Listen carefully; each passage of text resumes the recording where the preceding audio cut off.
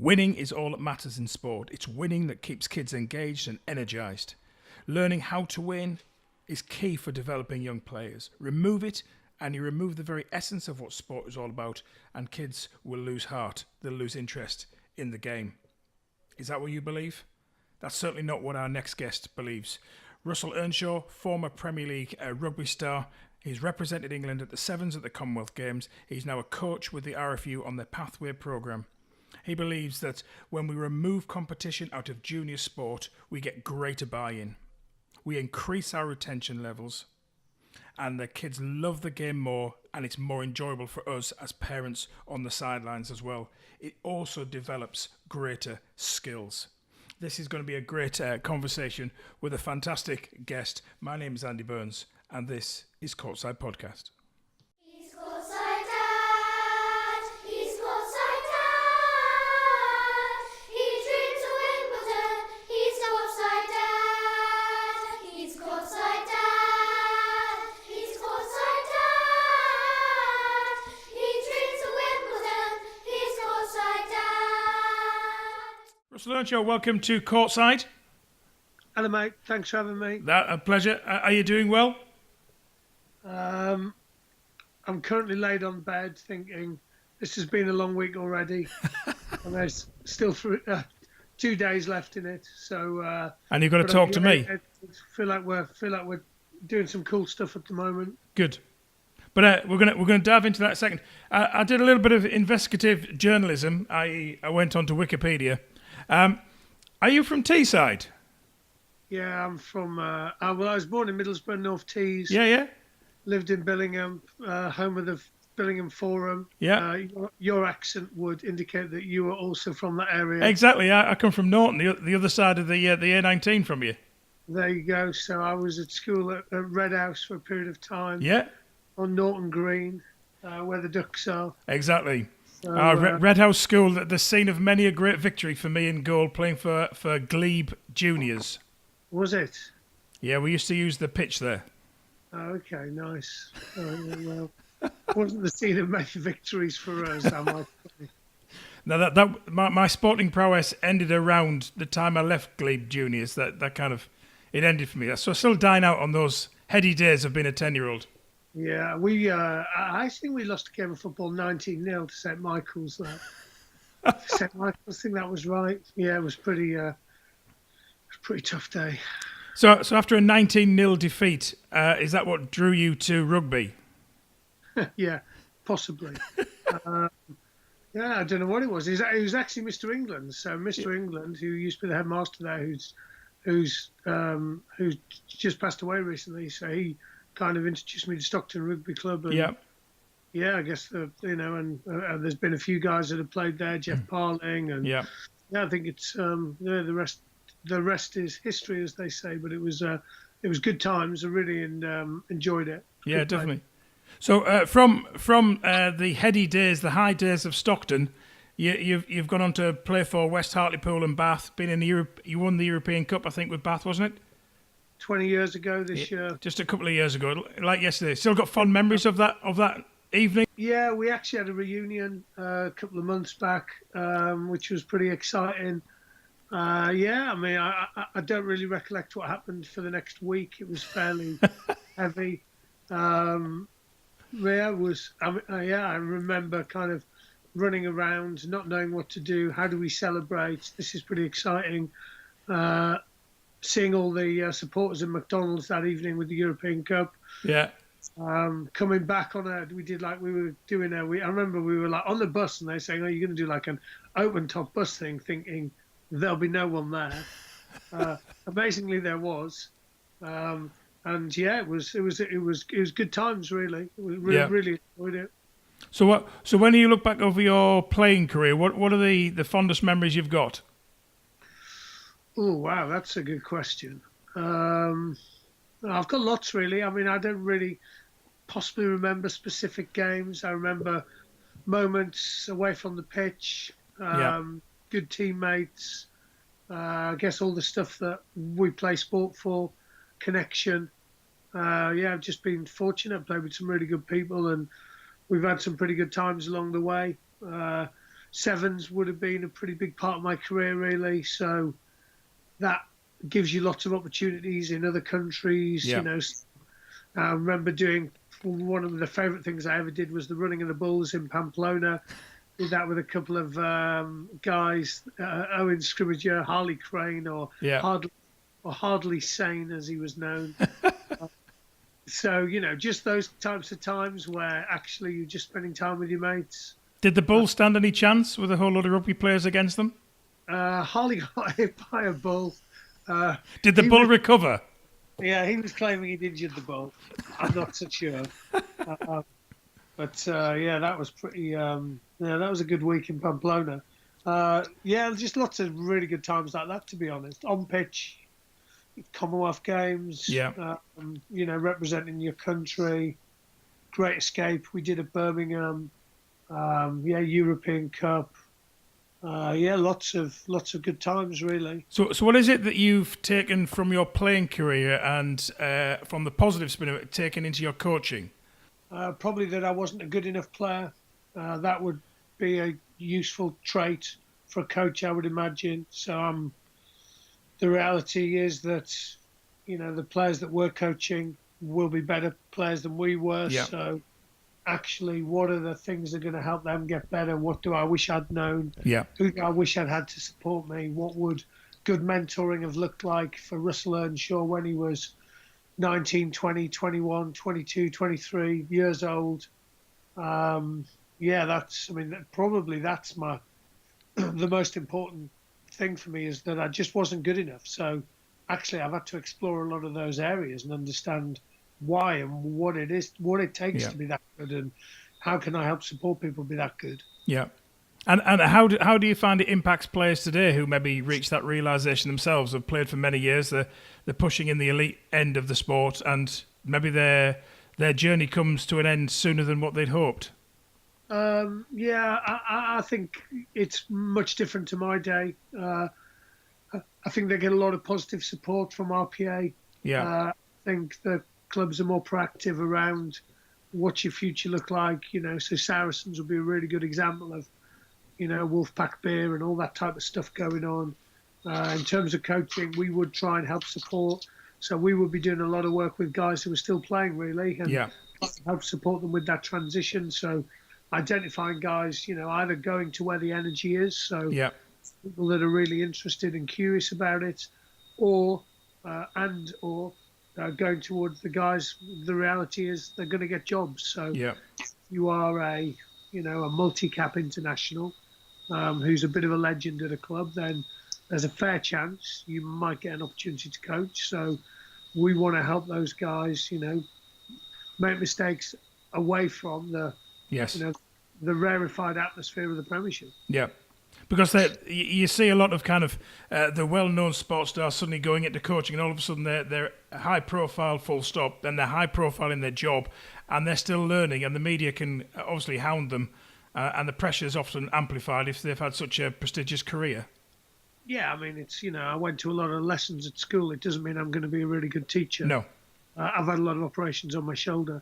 I wouldn't be very good at doing operations. No. So it's two very different skills. I think the guys that recognise that, and that it's in the start of a new career.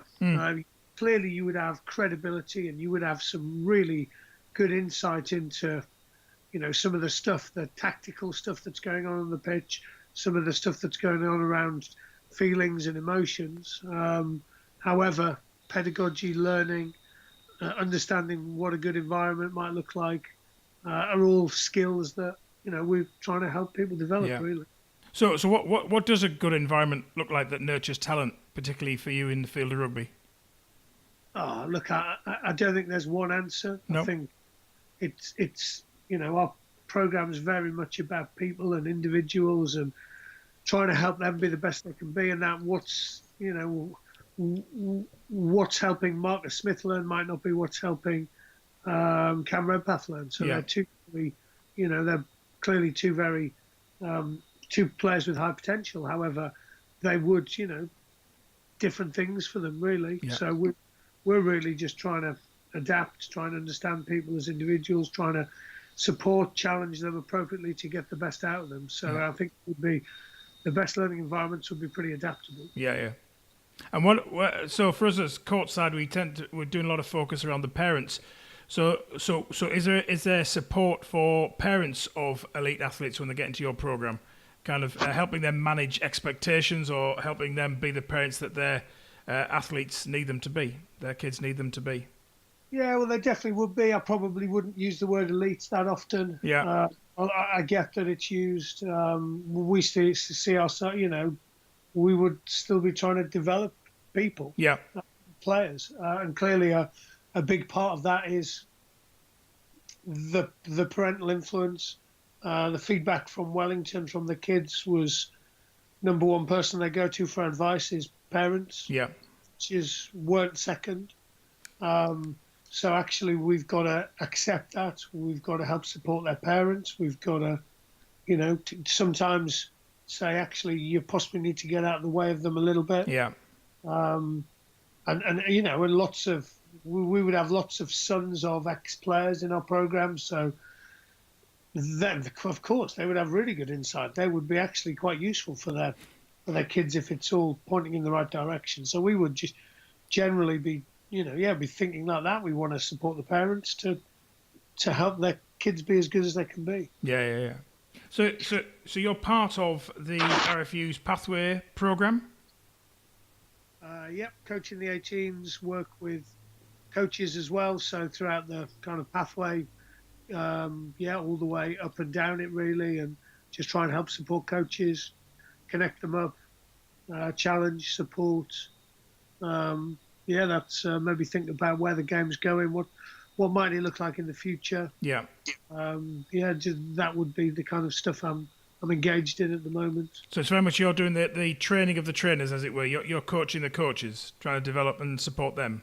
Yeah, and that would, they wouldn't be distinct. So next week we're doing some skills camps around the country. The week after that we're doing teacher days where player and coach development will be going on alongside each other. Yeah. And clearly also in our world, lots of those coaches are parents. Yeah. So yeah. Actually that's another probably piece of the puzzle. Lots of Sunday morning dads are parents of lads or girls who are playing the game. And so that can be, we're just trying to help those people out really. And is rugby becoming more open access for broader sections of the community? Is it becoming a sport that's been engaged with by more in society now? Whereas I was very conscious growing up, there were certain groups who would do rugby, and I certainly wasn't one of them. Why do you think that was? I don't know, just kind of background, or I was an absolute wuss, to be honest, when I got onto a pitch. But I think it just wasn't quite the sport that appealed to me. Whereas it sounds like now, and kind of chatting to a few rugby parents, it seems to be drawing in a wider range of youngsters into the sport. Whereas when I grew up, that wasn't my experience. Yeah, look, it's definitely something we're aware of. It's something we're trying to do better. Yeah. Certainly, there'd be lots of examples of players that have come from non-rugby backgrounds and transitioned into our sport, or from a socioeconomic status that you might feel isn't, a public school one. Yeah. Lots of examples of that, to be honest. So, that's not saying we couldn't do it better. No. People like Anastasia Long, who's now at Trinity, but was working at Graveney, was doing a great job. He used to coach Carl Sinclair when he was younger, and Warren Abrahams at Quins, and I think a lot of the clubs are noticing that there's some potential in other areas other than the ones that might have been previously explored.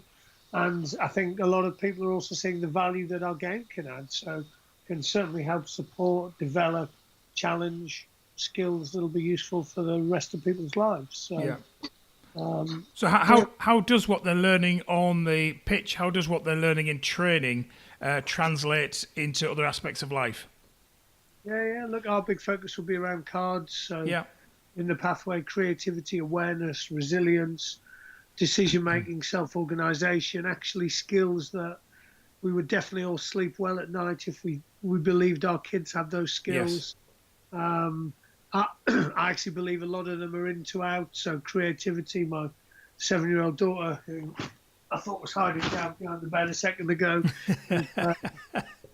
is just writing books and just doing stuff that just she'll get stuff out of the rubbish and she'll make something, and I think, how did you even see that? So a lot of those skills I think kids have in them anyway. We're actually just giving them an environment where they can express those. I mean, there's clearly a lot of stuff going on around mental health at the moment. So some of the stuff that would help you be resilient, so actually having strong emotional connections, being adaptable and able to deal with change, are the types of skills that would also, we would definitely hope are being developed through our sports. Lots of other sports as well. So you talk about skills being adapted, but it seems quite almost it's cultural, it's values based. Is what you're trying to instill into the players. Yeah, that would be another. We're probably shining a bit more of a spotlight back on the values at the moment. In what way? Yeah, well, I don't know. I think certainly when Bob Reeves came in and became president, it was something he brought to the forefront. I think you can often take your eye off stuff. We wouldn't want to be going too far away from actually these are central to what we do. I think we might have, we're just putting a bit more of a spotlight back on them again, I think. But yeah, I mean, we would think that teamwork, respect, enjoyment, discipline, sportsmanship would all be, you go down to your local rugby club, you go down to a Premiership game, you could go to the international, and we would hope that you would see these brought to life. Yeah, because I guess the reason why I'm kind of having that conversation, we've had in the public arena in other sports, as well as in rugby, kind of gamesmanship sailing very, very close to what others might call cheating. You've got cheating, or kind of simulation. We've had kind of the ball tampering stuff in cricket with the Aussies, and in particular Freddie Flintoff talking about, how far do you go from polishing the ball to using grit? At which point is that cheating, and which point is that taking an advantage? And I guess as the stakes grow and the risks and the rewards grow, you are putting athletes in a position where they might be tempted to make decisions that on a cold light of day they wouldn't make. So I guess a values-based approach is trying to instill those values in early, so when those opportunities to simulate or gamesmanship to the extreme comes up, they might be proving themselves to be better than that. Yeah, I mean, probably a good example of that would be that, there's been a bit more focus on referees and people appealing decisions. So actually, there's been, the referees have more sanctions available to them for that. And I think it's had impact.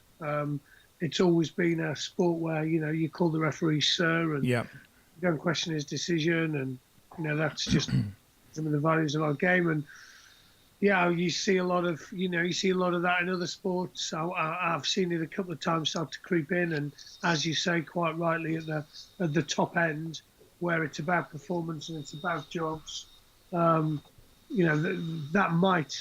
could easily creep in. We certainly wouldn't want young kids in the community game observing those kind of behaviours and think that's acceptable. So how do you instill that? Because I've never played rugby, although I would like to publicly make it known I have scored a try once. Oh, well done. It was one of those beautiful moments when year 7 as they are now, year 1 in the old money of school. The hardest lad in the school was chasing me, and fortunately I was heading in the right direction. It was my moment of glory. But how I'm always interested in the heat of the sporting arena, when for rugby players you've been hit left, right, and centre all match long. What are you doing as coaches? How does rugby help these young athletes try to remain as cool, as calm, as focused as they can? Because our child's sport is tennis, and he isn't getting battered. He'll get frustrated by the score, but he isn't equally having someone coming down on him hard. What are you doing anything around that for how youngsters can keep cool in the heat of all of that? Oh yeah, look, there'll be lots of ways people do that, and it's definitely a skill. I'm not, certainly as a player, I wouldn't have got that right all the time. I No. think people are always going to get it wrong. I think the All Blacks, historically have done the best job with it, with their red head, blue head, gazing stuff. Clearly, people will use different solutions to the problem over here. I've seen lots of teams where they would understand what stresses out their teammates, and they would have kind of key words that would help them get back in the moment. Okay. That would be solutions that I've heard of. But yeah, I mean that's a constant challenge, isn't it? Because actually the best players, if you want to go and win World Cups, which clearly we do, they would be resilient. So they would actually know how to deal with pressure. They would see it as an opportunity rather than a threat. They would understand that actually, I just need to stay in the moment. I need to forget about what's happened or stop worrying about what's to come and actually just stay in the moment. I've heard, especially around the values of the game, I've seen lots of good solutions. I've been to clubs in this country and in other countries where they've had values walls up in the clubhouse. Yeah. Actually just bringing it to life through stories or images, teamwork. So good examples of that. I think if you were to go to Saracens, it's cool, this, isn't it, Elsa? Elsa, you're going to meet it's brilliant meeting the majority of your family during this podcast. If you were to go to Saracens at Allianz, they've got pictures up everywhere of magical moments, in time, and they would bring to life lots of the stuff we're currently talking about. Hello. Sorry, No, come and join us. It's great. you're right. Elsa, you're live on TV. With your coaching, you're looking at helping the players keep a cool head. Are you doing anything to help the parents keep a cool head? Well, once again, lots of stuff going on. I wouldn't want to get to I've been to other sports, and you would have parents segregated. Yeah. I've seen parents signing bits of paper before a game to agree this is what behaviours I'm going to exhibit. That was an under-11 game. Wow. I thought that was a bit weird.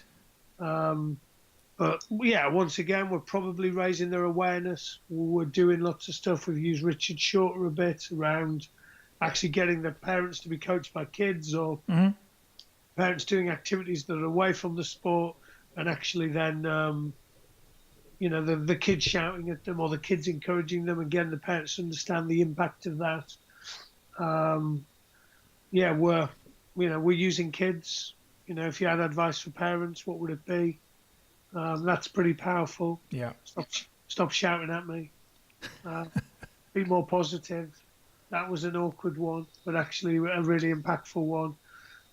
We've done a bit of stuff with clickers, so I mentioned this a bit, but just, gave coaches clickers. We played like a bit of a round, just a few teams rocked up, and we played at Old Bristolians this season, and all the coaches had a clicker. Every time you gave a positive to kid from the opposition, you got a point.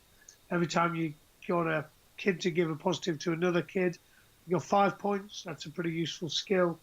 Every time you told a parent off for misbehaving, you got 5 points, and the best behaved parents got 20 points, and they were really well behaved for imaginary clicks on a nightclub clicker from the 1990s.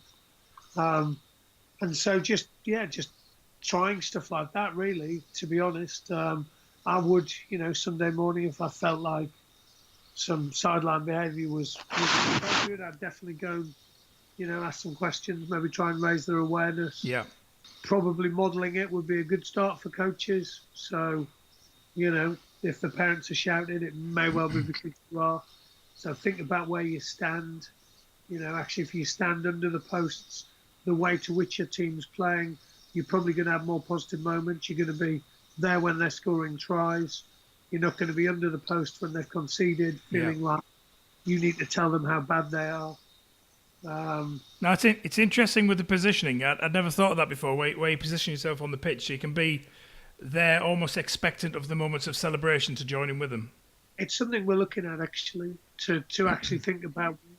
Would that be something we might think about changing or suggesting? Taking away competition clearly, has had impact. So tell us a bit about that, because that's hit the press a little bit, a little bit of controversy on whether some quarters within rugby agree with that line of travel. What's your take on it? My take is that you wouldn't exclude some kids from school or subjects at 14. You wouldn't say you're not good enough to do maths. You wouldn't leave someone outside the classroom. You wouldn't have parents stood outside the classroom shouting. You wouldn't have a teacher stood in a classroom shouting. You might do. I wouldn't be that excited about it. Competition is currently leading to those type of behaviours in adults. Yeah. As long as it does, then taking competition away would be a solution. We generally, I think it's a really good idea. The half game rules coming in, and it's going to be mandated in 12 months' time. It's going to be optional next year. We're probably having the similar kerfuffle around, people might start to leave kids at home, or they're disagreeing with it. I mean, once again, you wouldn't just let someone have the last 3 minutes of the maths lesson. No. So the half game rule is every kid gets at least a half. Yeah. Correct. And I mean, just thinking, what's and people will then say, but kids need to learn to win or lose in life. And, however, they also need to be developed and be given opportunities to get better. Yes. So the reality is, if we picked, if we just from under 11 picked our best players, then kids would just drop out of our sport. And I see lots of those teams that had rock star teams at 15, 16, 17. They only had 15 players. They pulled in players from other clubs, and none of those players are playing now, or none of them are playing for the first team, or that age group doesn't exist anymore. We pick up a lot at Old Bristolians of kids that have been sat on benches at other clubs or been told they're not good enough. You wouldn't tell someone in the maths classroom they're not good enough for maths. You'd help them get better. Yes. And actually, you'd probably give that kid more support. Yeah. Often I observe less support. I just think that's a weird way to think about it, that you're just going to focus on the best kids. I think any junior sports coach, it would be advantageous, A, to have kids, because you'd have empathy, and B, if your kids are playing in the team that they were the kids that weren't the best players, yes, then you'd understand what it feels like to be a kid who's just sat watching his mates, or in the classroom, the kid who's like my wife, who was told she was a C-set mathematician, and lo and behold, she became one. I would just try and have more empathy about what's going on for these kids. A friend of mine was telling. Sorry, my friend of mine was telling us about a football team, and it was basically a whole group of 10 and 11-year-old lads. In this case, it was who. They were not the best footballers for their age group, and because they were not the best footballers for their age group, they couldn't get into a team. And so what the dads did is they pulled together these group of lads who all loved their football, but they weren't the leading shining lights. And they played quite a few matches, loved it. The training was proper, it was good, they enjoyed it, and they had a match every week, and they weren't in a league system. But then the lads started getting good. And my mate said the interesting dynamic was then is the club moved from being a communal enterprise, if you like, to we could win something with these guys. And it just changed the dynamic. So what made it really good, in the end, had the ability to rob it, because all of a sudden these lads were getting an opportunity, therefore improving. Then he said the pitch side parents were getting more agitated because let's get them into this competition. They're looking handy. And then the downside of that was the lads then started leaving the club because it wasn't the reason why they joined as a group in the first place. Yeah, Fred played football. They were mixed. They had a large group of players. They decided to go to A and Bs and then to leagues. Yeah. they've now got a lot less kids, and Yeah. they're struggling. Yeah. They're struggling to get games. Fred doesn't play football anymore. It just became boring. Interestingly, Fred and his few of his mates have just come back from the DPP session at Bristol, and oh wow, they are loving it. And actually, you just that energy in the car. They actually prefer training to the game. Yes. Whereas I actually think the parents prefer the game to because it's high stakes and all this stuff. If you could have been at Bristol DPP tonight and seen 40, 50 kids having the time of their lives, the energy afterwards. Yeah. Parents were on next to the pitch. No one's shouting because it's just training. Yeah. I think if we called games training, we might think about them differently. Yes. I think lots of parents were hanging the club out until the game happens, and then they'll come out and get really excited. But yeah, I mean, I see that all the time. I see lots of sides that suddenly get quite excited. They, either implicitly or explicitly get rid of players. So we had a side in the Northwest that had released 17 kids by the age of under 14. So in that year, they told kids, you're not good enough. Yeah. Play for a community club with your mates. What on earth is that all about? So I think we probably need to, as rugby clubs, have a decent look in the mirror and go, what's the purpose of our rugby club? I would imagine it's about connecting people, sense of community, values, developing skills, connection. However, I think some people are thinking we can win the county cup this year. Yes. Do you know what? We might win it if we leave a few people on the bench, or if we tell some of our better players to play all the time, or a couple of them, if they're a little bit injured, we'll still play them. Yeah. So I think removing competition, whilst it has annoyed quite a few people, those type of people, then, however, the experience for the kids has been significantly better, and the feedback from kids would indicate that. Yeah. So just for those who aren't aware how this works, then, if you're removing competition from it, are they actually playing in any tournament at all at any point? Are they playing in any kind of league system of any age group? No, well, they might play in some festival stuff. And Right. I mean, it depends what you mean by winning and success. Yes, very much. That might be for little Johnny that he makes a tackle, and that's worth 5 imaginary points. Yes. I've seen coaches that have said, look, lads, at under 11, if everyone makes a tackle today, coaches will do 100 press-ups. and kids making their first ever tackle. Yeah. So that would be success. And let's not forget, tackling is a physical skill. So currently, I was at DPP today, so the biggest kid there is about 6'2". This Yes. is under 14, and he's probably just shy of 80 kilos. The littlest kid's about probably just a little bit over 4 foot, and he is, I'm guessing he's about 35 kilos. Yeah. And they're not playing contact, by the way. And there's not to say that they couldn't play contact. So, it might actually be that the big kid is relatively new to the sport, has a low training age, and might not be that cognitively developed. So it might be, it's not as simple as, because there's obviously been a bit of chat around weight banding. It's not as simple as that. Actually, one of the benefits of actually playing big against little is that little kids develop some skills in terms of avoiding big kids.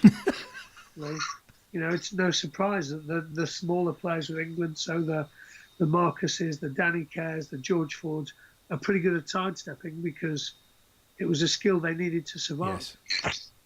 And also the advantage of being small is you probably get put in a position where you're not pushing in scrums and lifting in line-outs all the time. You're actually practicing some skill. So you're actually practicing passing and catching and deceiving and ball movement. So there's clearly some advantages as well. I think our challenge is how do we challenge the best players? So so the kid tonight, he's kicking for the first time.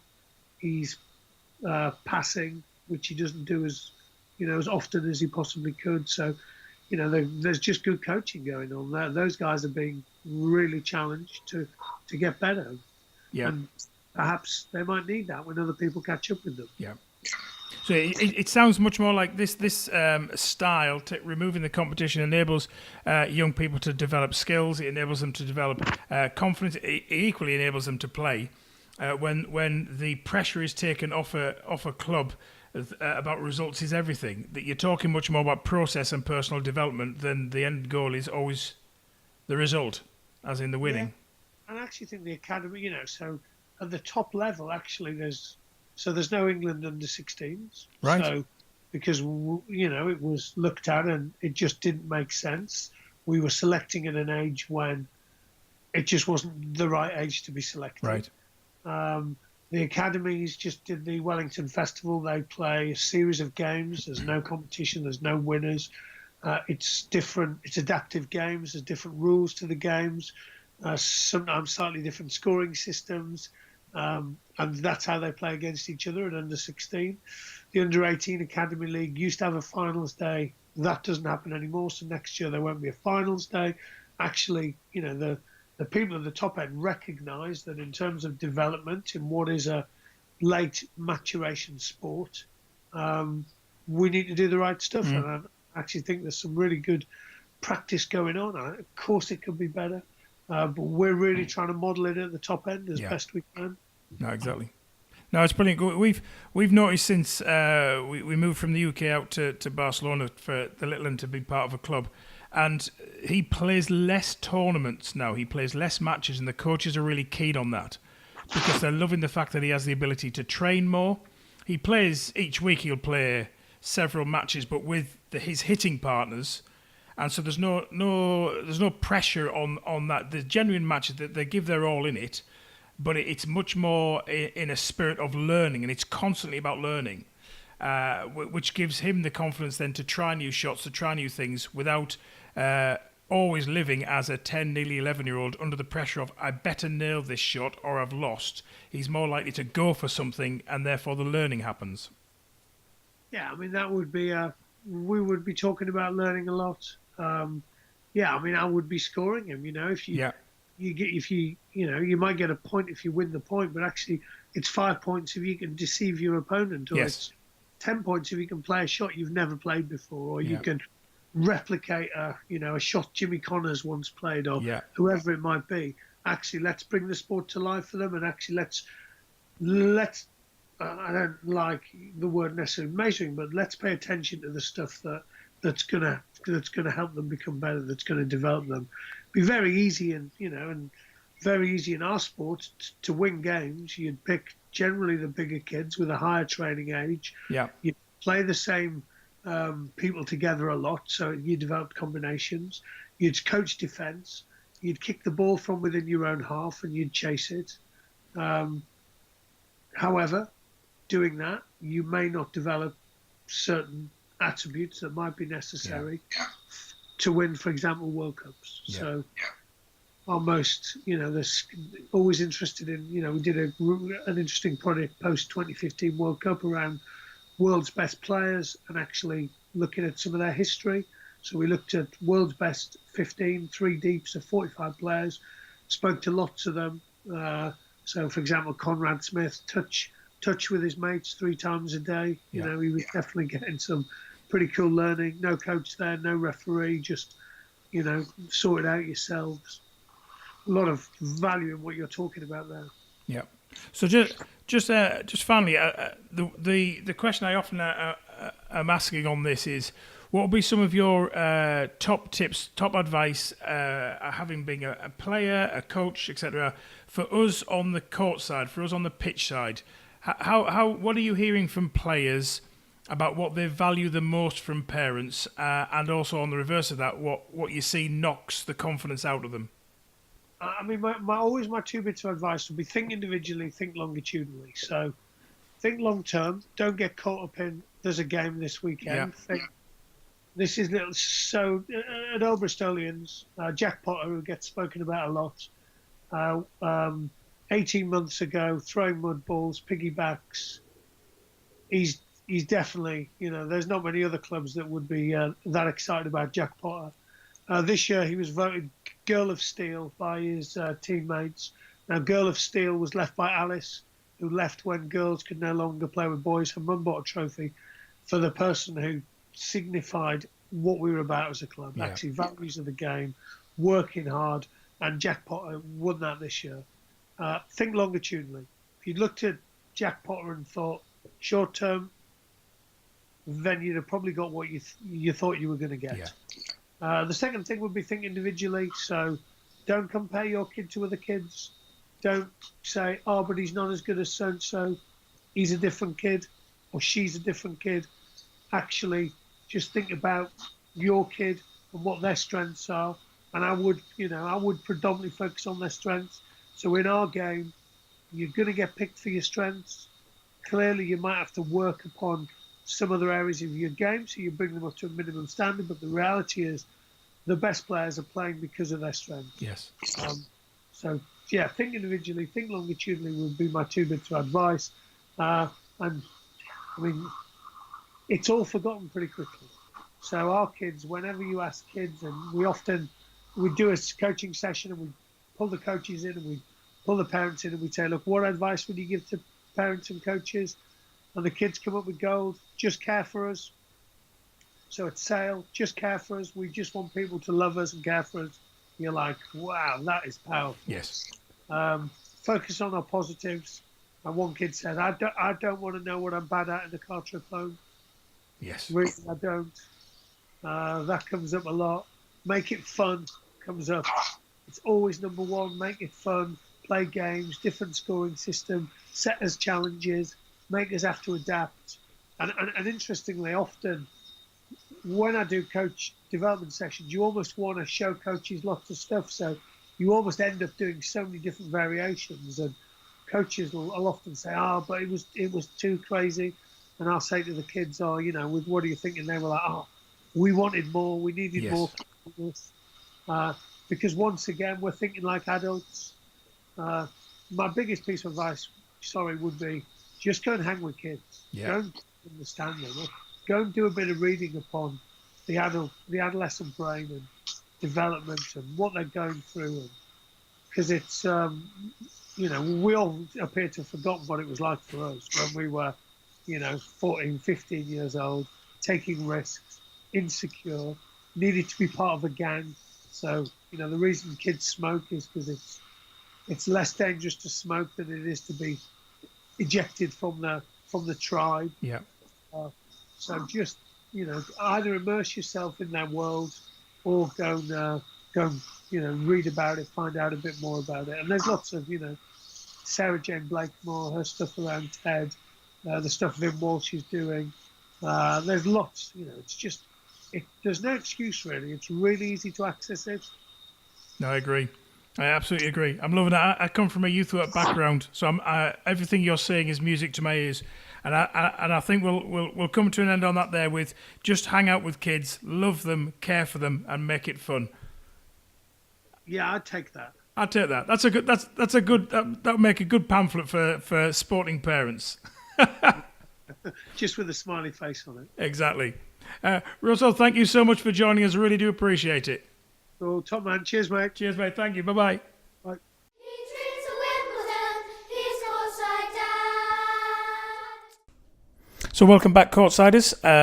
Another great conversation. Am I allowed to say that was a great conversation as I was involved in it?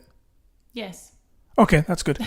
With Russ there, talking about his experience of kind of train the trainer with the coaches, trying to help coaches with the way that they support and nurture the talent within. I'll shut up. I'll start all that again. Welcome back, Courtsiders. After a good conversation there with Russ, can I say that was a good conversation if I was part of it? Yes, of course you can. You're always a great conversation, Andy. Thanks. Said with such great sincerity there. So, Kath, what did you get out of the conversation there with which you are deeming as being great with Russ?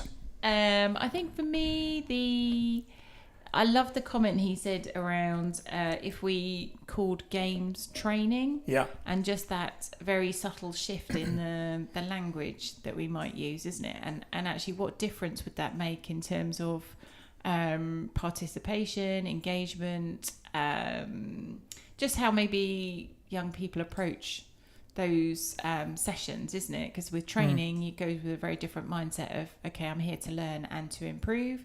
With a game, the focus is about I'm going to win, or this is about winning, and I think that changes the approach. Yeah.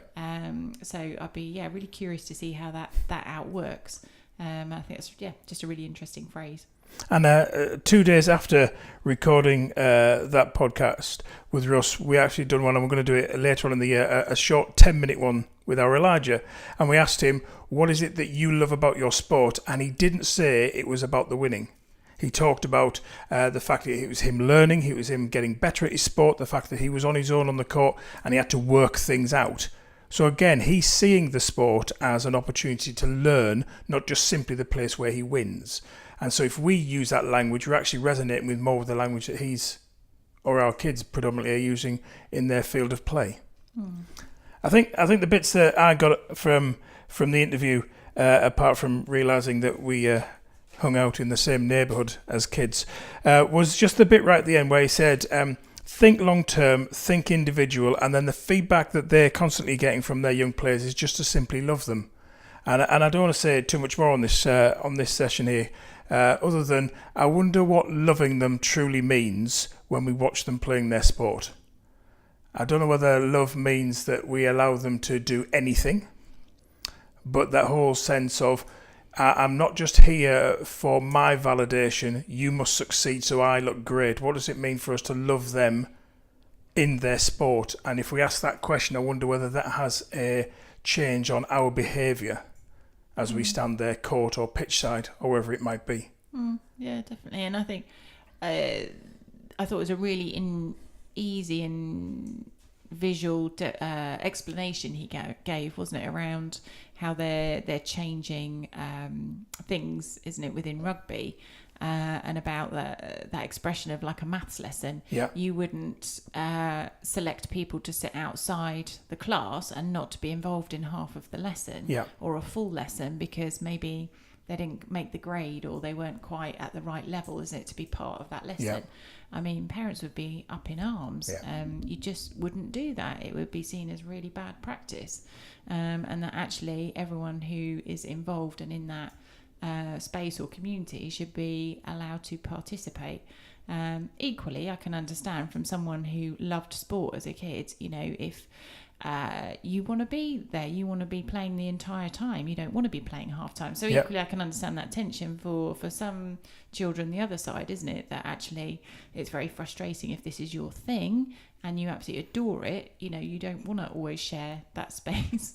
But I just thought it was a really helpful way of explaining the way that actually we approach sport. You just would never see it in a classroom setting. No. That sort of behaviour just would be, you know, unacceptable. And all of it So, changes on changing the word from winning to learning. yeah. We're here to thoroughly enjoy ourselves in our sport. You're here as a team. The end goal is to score more tries than the other team. That Sure. is the purpose of the sport. Yeah. And you do win it in that sense, but actually you win through the fact that together we're learning together, that you might get half a game, the other person might get the other half of the game, but you're winning as a team, you're learning as a team. And you might be stronger at certain aspects, and the other person isn't. So what's your responsibility to your teammates? It's a much more healthier environment than kind of looking for your individual heroes just to remain on the pitch so that team just solely wins. Yeah. And if you think through that trail of thought and logic, isn't it, there are some children who may be late flourishers. Yeah. So, you know, again, back in that classroom setting, if you sideline them and put them outside the classroom at a certain age and have decided, okay, maybe they're not gifted and talented at X, then actually, well, of course, because you've never then given them the input and chance to keep trying, is it? And actually, that doesn't then allow for children to continue to grow and learn and to potentially flourish and continue in terms of participation in sport. Because, again, you know, if you think about the whole... you know, we're desperate for children to get off their bums and backsides, isn't it? And out engaged in sport. But again, I'm not sure the approach we have necessarily is as inclusive as it should or could be.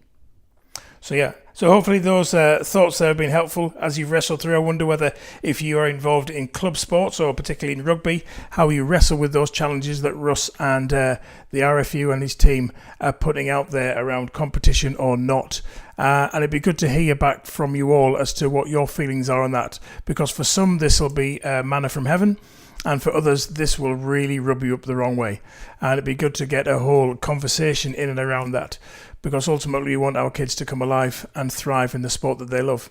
So wherever your courtside, pitch side, lakeside, any other side experience we've had over the past few weeks or months, wherever it is, takes you, I hope that it's filled with a whole lot of joy as you and your kids enjoy the sport that you all flourish in. All the best.